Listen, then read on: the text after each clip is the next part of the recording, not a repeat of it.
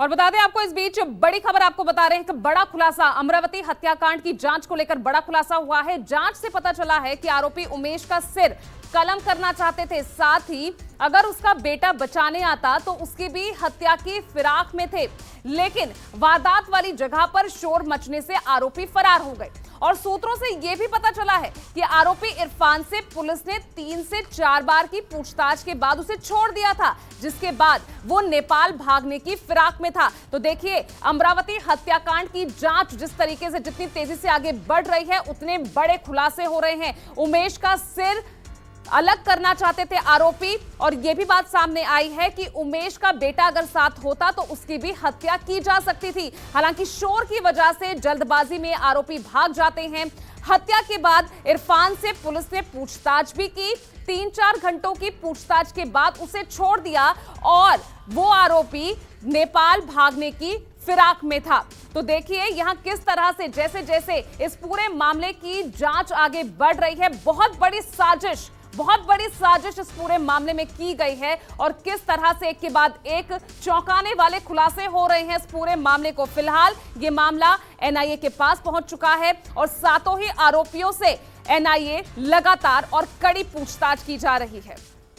दीपक दुबे हमारे साथ जुड़ गए हैं ज्यादा जानकारी के साथ। दीपक, जिस तरह से एक के बाद एक जो चौंकाने वाले खुलासे हो रहे हैं, यह भी खुलासा कि ना सिर्फ उमेश बल्कि उनके बेटे को भी मारने की फिराक में थे ये आरोपी।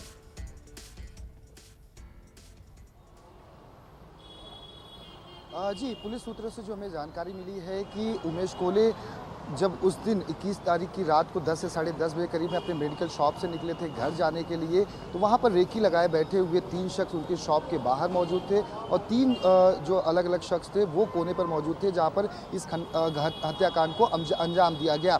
आरोपियों की पूछताछ में जो पुलिस को पता चला है, हमारे सूत्रों के माध्यम से जो हमें जानकारी मिल रही है कि जो आरोपी थे उनका मकसद सीधा साफ था कि किसी भी तरह से उमेश कोले को मौत के घाट उतारना, ना सिर्फ मौत के घाट उतारना, निर्मम तरीके से उनकी हत्या करना, उनका सर धड़ से अलग कर देना। वहीं दूसरी जो जानकारी सूत्रों से मिली है कि अगर उमेश कोले के बेटे संकेत भी उस दौरान अगर उस हत्याकांड के वक्त अगर वहां पर मौजूद रहते तो वो आरोपी उनकी भी हत्या कर देते। ये पुलिस के सूत्रों के द्वारा हमें जानकारी मिल रही है। गनीमत रही कि संकेत और संकेत की पत्नी महज कुछ दूरी पर थे। पहले पिता निकल गए उमेश कोले, और उसके कुछ देर के बाद वो निकले, और 30 से 40 फीट का ये फासला रहा कि वो पीछे रह गए और पिता आगे निकले, जहां पर आरोपी पहले ही घात लगाकर बैठे हुए थे, और उसके बाद उन्होंने इस पूरे घटना को अंजाम दिया। इस पूरे मामले में एक बड़ी जो सफलता मिली, मुख्य आरोपी जो इरफान खान है, जो भाग चुका था इस घटना के बाद, उसके बारे में सबसे महत्वपूर्ण खुलासा ये हुआ है कि जब ये घटना घटी थी 21 जून को, उसके बाद पुलिस ने उससे 3 से 4 बार बुलाकर इसी सिटी कोतवाली पुलिस स्टेशन में जो हमारे पीछे है यहाँ पर पूछताछ की। पूछताछ करने के बाद पुलिस ने उसे छोड़ दिया, लेकिन उसी दौरान पुलिस को जब आगे की जांच कर रही थी तो उनको कई सारे ऐसे क्लू मिले जिसके आधार पर 2 से 3 गिरफ्तारियाँ शुरुआती तफ्तीश के बाद हुई, और इरफान से पूछताछ करने के बाद उसे छोड़ दिया गया था। इरफान डर गया, इस वजह से वो अमरावती से नागपुर की तरफ भाग गया, और वहां से वो नेपाल भागने की फिराक में था, क्योंकि उसके जो सहयोगी थे उनकी गिरफ्तारी हो चुकी थी। इससे वो डर की वजह से वहां भागने की फिराक में था, लेकिन पुलिस ने समय रहते उसे नेपाल नहीं भागने दिया और उसे गिरफ्तार कर लिया।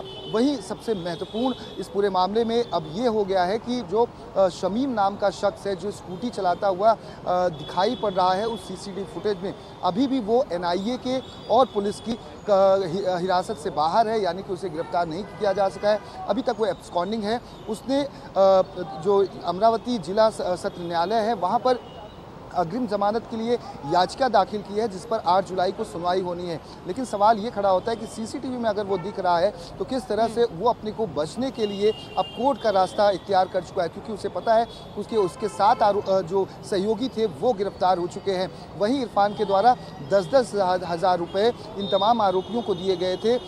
पैसे जो हथियार खरीदने के लिए, जो चाकू खरीदी गई थी, वह अन्य चीज़ों के लिए, गाड़ी में जिस तरह से गाड़ी का इस्तेमाल किया गया है। अब एनआईए पुलिस जो है, एनआईए का इन्वॉल्वमेंट इस पूरे मामले में हो चुका है। केस टेक ओवर कर चुकी है। कल कोर्ट में पेशी देर शाम तक चलती रही, जहां पर 8 जुलाई तक को वापस मैं आपके पास लौट रही हूं। नमस्कार, मैं हूं मानक गुप्ता। अगर आपको हमारा ये वीडियो पसंद आया हो तो इसे लाइक और शेयर जरूर करें। और हां, हमें सब्सक्राइब और फॉलो करना ना भूलें ताकि आप देश और दुनिया की कोई खबर मिस ना करें। तो जुड़े रहिए हमारे साथ और देखते रहिए News 24।